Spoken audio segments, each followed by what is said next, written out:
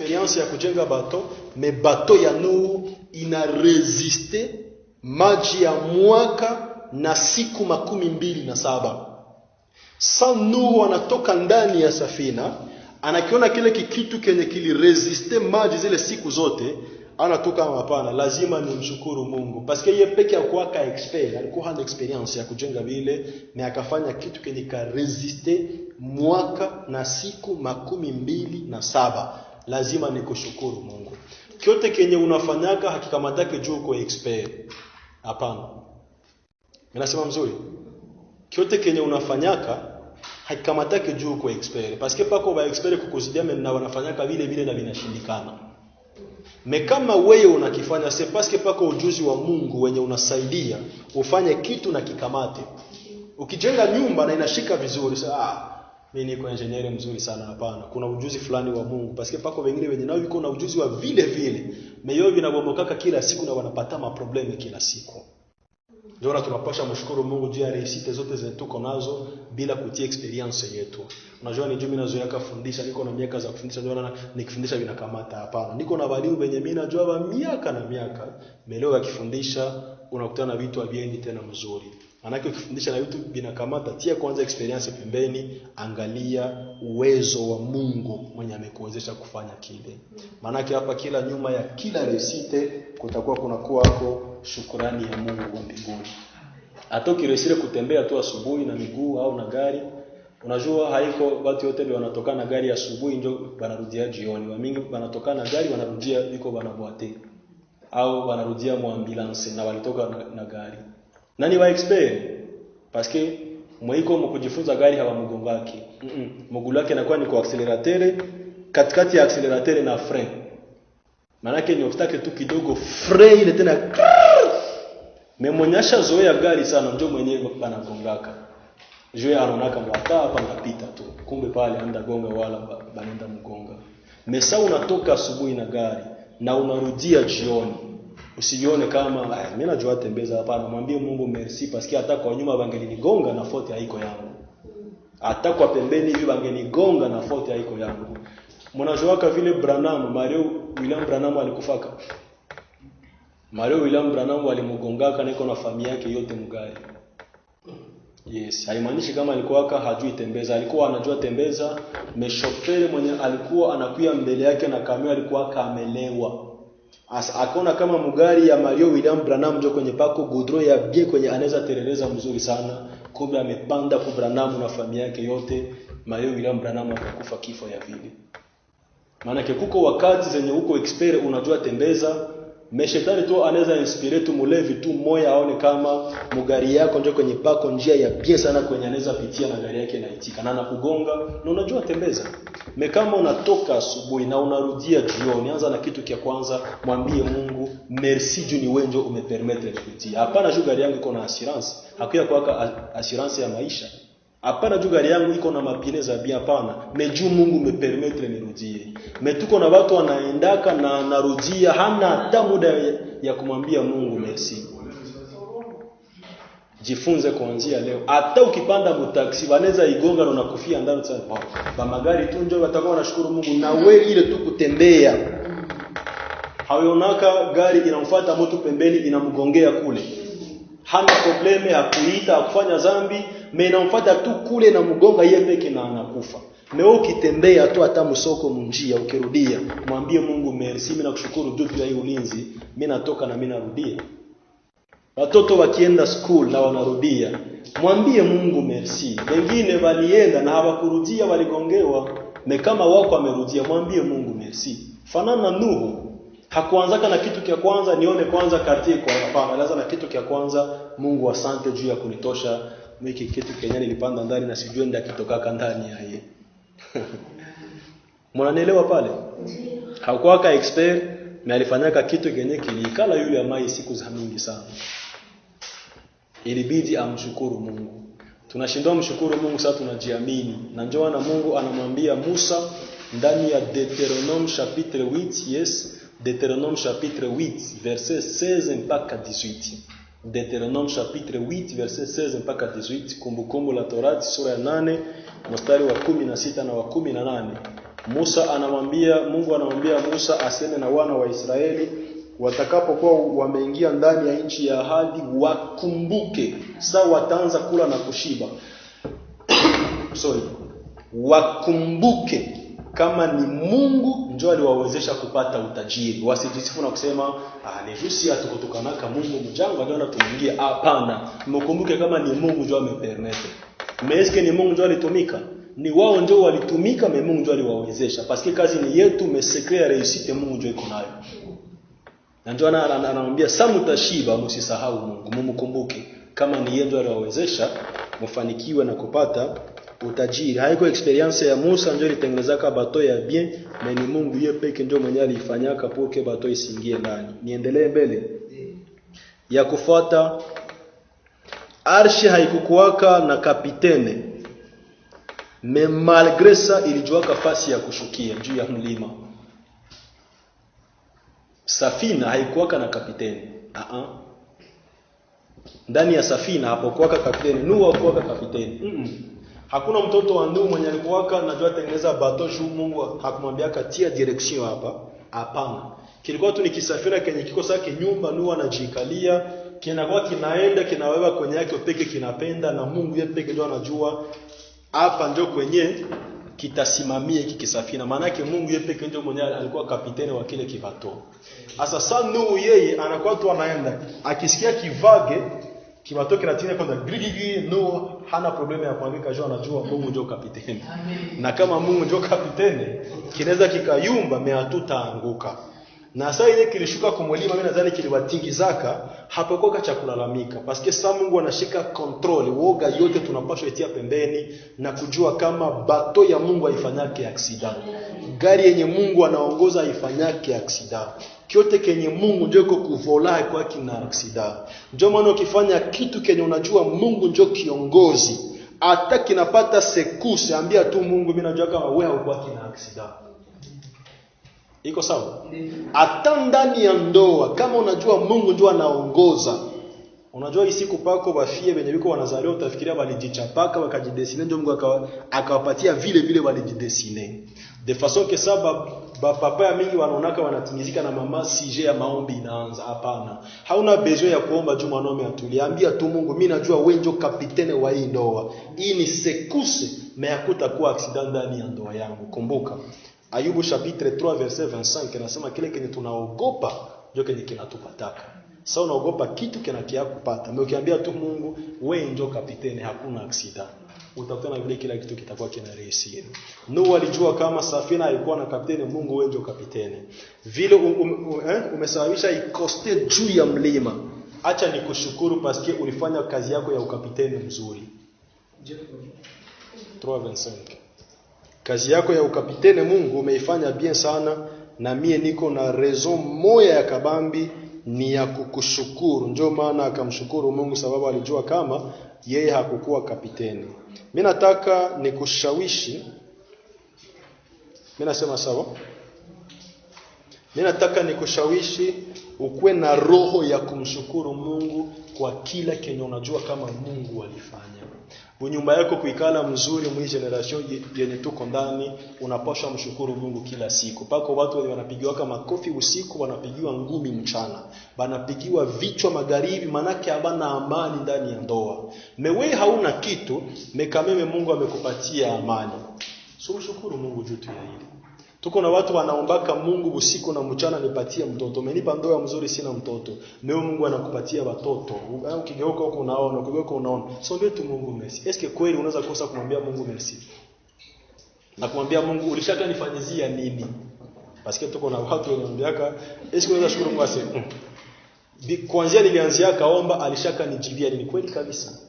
Manake kenye we unajua kama ndio jibu ya Mungu ni kile kenye we unajua kama ndio hitaji. Alors que pako venye Mungu halalaki wala asinzii. Si ndio Psalm 74? Hasinzii usiku wala mchana, halali. Juu ya nini? Kila sekonde anakuwa mkazi mu maisha yetu. Unanielewa? Kila sekonde Mungu anakuwa kama mkazi. Ukisoma Psalm chapitre 69 verset 4, inasema wanaotuchukia pasipo sababu ni wengi zaidi ya nywele za kichwa chetu. Wanashindwa saa gani? C'est parce que wanatuwinda kila seconde, na kila seconde Mungu anaveye juu ya kutuproteger. Ukisoma 1 Pierre chapitre 5 verset 8, utakutana shetani naye halali usiku wala mchana hasinzii. Anazunguka iko anawinda nani atameza. Na Mungu naye anakesha kwa ajili ya kukulinda, na shetani anakesha juu ya kukumeza. Kweli kabisa unaweza sema hakuna kenye Mungu anakufanyiziaka. Unajua Mungu akikuacha tu ne fiske 2 minutes, maisha yako haiko muatake zenye zinakuwaka na wewe hauishi unaki. Manake tuko na raison zote za kumshukuru Mungu. Sijui kama hii ni baraka nyingine ya kila tukitamaliza mvua inanyesha au ni vitu vingine. Mimi nasema mzuri, mnanielewa pale? Manake kusudi la Mungu ni kwamba sie wote tukwe tunamshukuru. Tukwe tunamwambia tu merci, hata kama tuko na mahitaji tusahau kwanza zile mahitaji na kumwambia Mungu asante juu ya kenye tu kwanza unatufanyiziaka, njoo ilikuwaka na wewe ule. Usifikirie kama mule muarshe hawakuwaka na wenye walikuwa na hitaji, vilikuwa mebalisahau kwanza vile vyote bakaona wenye Mungu alishafanya. Benye Mungu alishafanya ndio vikubwa zaidi ya vile wenye tunahitaji. Ndio maana tunakushukuru kwanza juu ya vile wenye ulishafanya. Na wewe ndugu yangu, mimi na wewe tujifunze kukua tunamshukuru Mungu juu ya vile wenye alishafanya. Nuhu haikuwa safina, haikukuwaka na kiongozi, lakini ilijuaka fasi ya kushukia paske Mungu ndiye alikuwa anaiongoza. Mara mingi sana Mungu alikuwa kiongozi wa maisha yetu, hatuoneshake njia kutupitia paske tutaogopa. Unajua pako njia zingine zenye Mungu akikuonesha kama hapa njoo utapita, utaambia Mungu uende wewe pekee. Mimi ndapita na kursi paske njia sitaiweza. Na ndio nakumbuka saa yenye anakiwa wachukua wana wa Israeli kutoka Misri, aliwaambiaka tu mnaenda mwinchi ya maziwa na asali, menjia hakuwaambiaka. Paske kama angeliwaambiaka mtapita ndani ya jangwa, angeambia tutakufia hapa jangwa. Mungu unajuaka jangwa. Ndio na Mungu akawaficha njia, na akawaambia kwenye wiko wanaenda. Kumbuka kama mara mingi sana njia zenye zinatuongozaka mu destiny yetu hazifananaki kwenye tuko tunaenda. Unajua vile? Njia zenye Mungu anatupitishaka ndani, njia ya destiny haifananake kwenye huko unaenda. Na ndio nakumbuka saa Mungu anamwambia Samueli, mpakale Daudi mafuta atakuwa mfalme. 6 mois après anajikutana mbele ya Goliati. Quelque temps après mikuki za Sauli zinaanza kumfuata. Iko obligé akimbilie mpori. Est-ce que hii mafuta ya ufalme ndio nianze ishi mpori wa ndio njia ile? Sa Mungu anamprometre Yusufu na kumwambia ndugu zako watapiga magoti mbele yako. Fasi ya kwanza alijikuta ni mshimu. Unanielewa mimi? Fasi ya kwanza alijikutanaka ni mshimu. Ndugu zake wanamtupa mshimu. Eske Mungu, mbona mie mwenye watapigia magoti tena mimi ndio binakuwa faible mbele yao? Ndio njia ile. Kwa pili kwenye atajikutana ni wapi? Anakuwa mtumishi mnyumba ya bibi ya Potifari. Kwenye atapumzikia saa bien mpaka na saa kyote kenye Mungu alisema kama prison. Me Yusufu alijuaka kama vile tu Mungu alisema, sitaki jua kwenye ndapitia, lekenye mimi najua kote kwenye ndapita pako parking ya kunifikisha fasi nyingine. Ndio kitu tunahitaji tu kile. Kujua kama saa yenye Mungu anasema kitu, usiangalia yake njia utapitia utavunjika moyo. Angalia tu kile kenye alisema na uamini kenye alisema. Bingine vyote sitaki jua. Tupite matope, tupite wapi kenye mimi najua. Esaïe chapitre 43 verset 1 na 2e verset inasema, Esaïe 43 1 na 2, ujapopita katika mawimbi makubwa ya bahari hayatakugarikia. Ujapopita katikati ya moto hautaungua. Ile tu na mimi naviamini hivi. Manake hata nikipita moto kenye mimi najua Mungu wewe ndio unaongoza safina haitaanguka. Eske unaweza punguza kwanza boga ya maisha yako juu ya kuona vague sasa zinakuwa za mimi sana? Eske ungaliki tu mwiki bato ungali ndani wala ulishatoka? Presence ya Mungu haikuwaki inatu garantir. Ngoja niseme tu. Mimi nataka hiki kitu mkisikie mzuri. Sawa? Presence ya Mungu haikuwake inatu garantir Binekala mkichwa wangu midomo haiwezi kuiprononce. Manake uwepo wa Mungu haikuwaki inatugarantire, yes, haikuwaki inatutia hors danger. Voilà. Presence ya Mungu ndani yetu haitutiake nje ya danger, hapana. Mungu akikuwa ndani yetu haimaanishi kama tumekuwa mbali na danger, tunasema bongo. Mungu akikuwa ndani yetu anatuhakikishia kutoshindwa ndani ya danger. Unanielewa? Mungu akikuwa ndani yako useme kama vraiment maisha yangu iko safe, I'm safe, hapana. Akikuwa ndani yako ndio probleme zinaanza. Na kitu kenye ujue hawezi shindia mzile probleme juu yeye peke iko juu ya kuleta solution. Iko sawa? Na ndio maana Daudi akasema hata nikipita ndani ya bonde la uvuli wa mauti, mimi sitaogopa juu mimi najua wewe uko na mimi. Manake anajua wewe kukuwa mumii hainiepushe na bonde la uvuli wa mauti, ndaipitia. Na inanipa assurance kama nisiogope. Iko sawa? Na ndio maana akamwambia Yeremia 1:19, watapigana nawe lakini hawatakushinda sababu niko na wewe. Kumbe presence yako hainipeleke mbali na vita, inanitia ndani ya vita, me assurance moya sitashindwa juu wewe huko. Unajua kama Mungu tunamjua kama mbaya? Basi unajua kama ukikuwa na Mungu unakuwa na géant, komanda wa vita, atamaliza vita ni bongo. Ukikuwa na Mungu unakuwa mtu wa vita, unakuwa tere ya vita, me assurance yako hautashindwa ndani ya ile vita. Me presence ya Mungu inaatire ba adversaire, inaatire vita, parce que shetani apiganishaki kwenye Mungu haiko. Sasa unakuwa na Mungu ndio unakuwa tere ya vita ya shetani sasa, na usiogope juu Mungu ndio kiongozi, hautashindwa. Ya kazi yenye iko na Mungu ndani ndio inapiganishwa. Ukianza vitu vya shetani, shetani hatavipiganisha. Na Mungu apiganisha kile ya shetani. Shetani anapiganisha kwa Mungu, kwenye Mungu iko. Ndio ana Mkristo wa kweli haogopaki majaribu juu anajua kama niko tere ya majaribu na niko na assurance sitashindwa. Paske Mungu ndio kapiteni wa safina yangu. Nimekuwa na uhakika kama ni Mungu ndio kapiteni, paske kama Mungu hayuko kapiteni utashindwa. Mnanielewa vizuri? Sawa? Okay, mimi nakaribia kumaliza, mimi naendea mwisho. Acha nilete vitu saba vingine. Vitu saba vingine vyenye Mungu alifanya kipindi cha safina. Kuna vitu saba vingine vyenye Mungu alifanya kipindi cha safina. Hivi vyote vitamfanya Nuhu amshukuru Mungu. Hiyo ya kwanza ni miujiza za hatari sana zenye Noe alionaka akasema pana Mungu uko wa ajabu. Na iko na vitu vingine saba vyenye vinamsukuma tena kusema mimi napashwa nikushukuru Mungu paske uko wa ajabu. Kitu kia kwanza ni juu Mungu ndio alimwambiaka Nuhu wakati ya kuingia ndani ya safina. Nuhu alimaliza jenga, me decision ya kuingia ilikuwa ni ya Mungu. Ingia Nuhu. Mimi nasema sasa ingia, na Nuhu akaingia. Paske Mungu alidecide Noe aingie. Haiko decision ya Noe. Haiko Noe yeye peke kusema mimi napaswa ingia sasa, hapana, ni Mungu ndio mwenyewe anamwambia ingia. Manake Noe alijua kama sasa niliingia kama safina ni Mungu ndio aliniambiaka niingie. Kwa kitu kia maana sana kenye tutapata ndani ya hivi vitu visaba. Na kitu cha pili ni Mungu ndio alijuaka wakati ya kufunga mlango ya safina. Aske Nuhu aliingia na akafanya 7 jours. Mvua hainyeshake, hakuna toni ya maji, safina kinajikalia tu pale 7 jours. Safina haitingiziki. Hawaya soma kile Mgenesi 7:4. 7 jours milango ziko wazi, safina haifungiwi mlango na hakuna mtu wa kutoka, hakuna mtu wa kuingia. Na wewe mimi ndio ningemuuliza Mungu, mbona tushamaliza? Hatuendi juu ya nini? Mungu ndio alijua ni wakati gani atafunga mlango. Kazi ya Noe ilikuwa ni nini? Nikuobeire kwa kila kenye Mungu anamwambia. Mimi najua ndafunga mlango saa gani. Genèse chapitre 7 verset 16.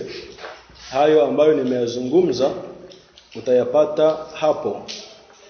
Kitu cha tatu ni Mungu njoo alipunguza maji pole pole juu ya udongo après déluge. Après mvua Mungu yeye peke ndio mwenye alianza punguza maji pole pole. Genèse 8:1-3. Balisikilizana na Nuhu 40 jours na mvua ikanyesha 40 jours maji ikabakia inaewa safina juu. Safina ikabakia juu ya maji. Nuhu hakumwambiaka Mungu, mimi nataka toka mwiki safina samvua ilishaisha, hapana.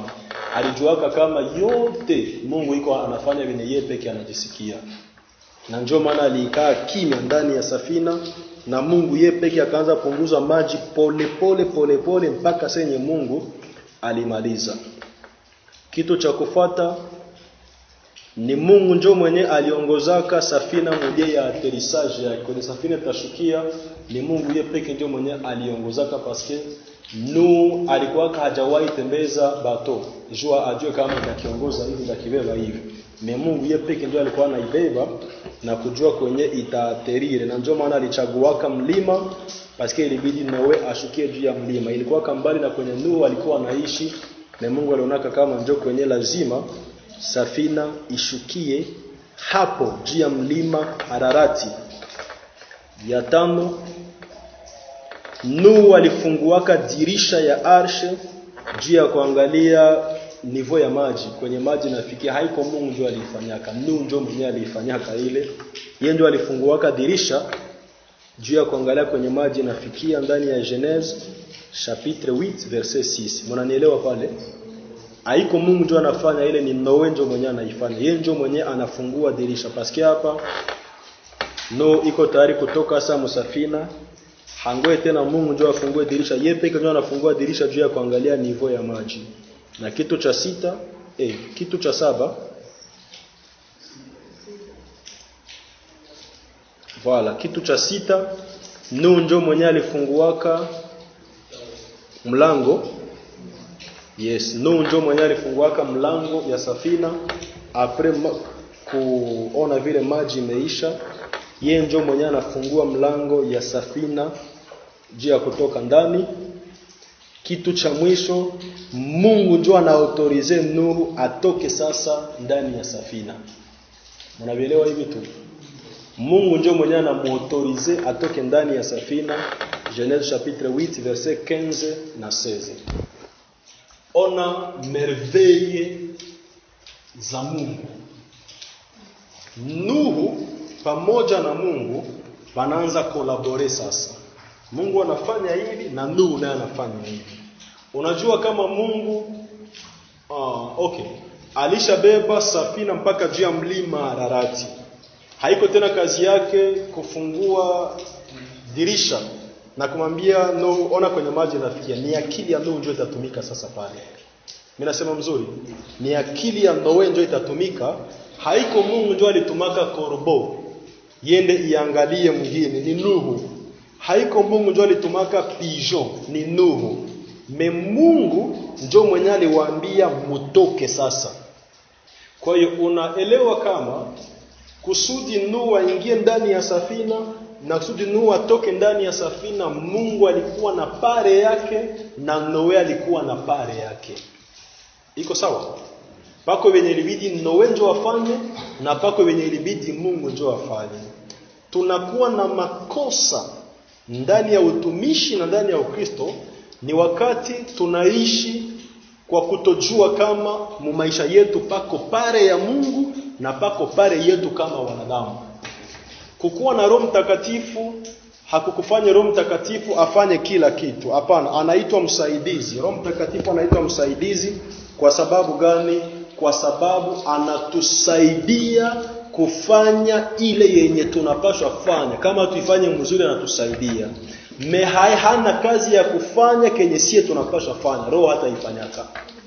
Problem ni tuko na vitu wenye tunataka Roho Mtakatifu ndio afanye kila kitu. Roho Mtakatifu iko na pare yake na sie tuko na pare yetu. De façon que kama akifanya yake, we haufanye yako, inaharibika. Paske Mungu alitupatia akili, kusudi ya akili ituongoze, tusaidie ku vitu vya akili, akili itumike. Vitu vya roho, roho watumike. Ukiachia roho vitu vya akili, unakuwa umeharibisha. Ukipatia akili vitu vya roho, umekuwa umeharibisha. Ndio maana ndani ya utumishi reisite ya kabambi ni kujua nini ndio ya roho na nini ndio yako. Tuko na watu ya mingi wenye ministeri hazitaendelea kajua wanajuaka kama Roho Mtakatifu atawafunuliaka kila kitu. Hapana, uko na pare ya kusoma Biblia na haiko roho atakusomea. Iko sawa? Wewe kazi yako ni kusoma Biblia, Roho Mtakatifu anakusaidia sasa kukuelewesha kile kenye wewe ulisoma. Kama haukusoma, utanguaka uelewesho na hutaupataka. Na ndio maana mara mingi sana tunakuwa na ugumu ya kuelewa Biblia jua nini, hata muda wa kuisoma hatuna.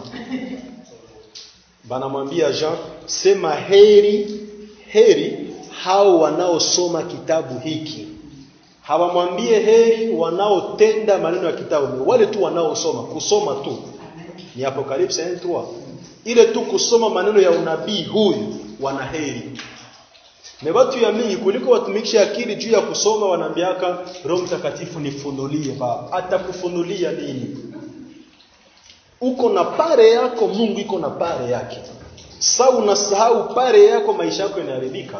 Ikiharibika unasema walozi. Twende kwa maombi wakemee walozi. Haiko walozi. Probleme ni wewe njoo haujue nini njoo yako na nini njoo ya Mungu. Ninasema mzuri. Muda wangu mimi naona umefika mwisho. Hapana. Haujafika mwisho. Nikaendelea kumontre yako. Montre yangu inanidanganya, ni montre ya Kampala ingaliki na avance. Mungu iko na pare yake na sie kama wanadamu tuko na pare zetu. Mnanielewa? Mungu ndani yetu hafanye kila kitu, anatuachia vyetu naye anafanya vyake. Tuko na watu wenye hata kukemea mtoto hawezi juu anasema Mungu yeye atakushughulikia. Hapana, ile ni kazi ya mzazi. Kuja kwa mtoto amefanya hiki ni mie mzazi ndio mwenye ndamshauria kwa hii njia wala hii njia. Hiyo ni role ya mzazi na haiko role ya Mungu. Tuache kubebesha Mungu mizigo zenye haziko zake, zenye ni za akili yetu. Pako vitu wenye servo yetu inaweza weza fanya. Usiviachie Mungu, fanya hayo. Mungu anachukia sana sasa wewe unashindwa fanya kenye anapaswa fanya, unataka ufanye kenye anapaswa fanya.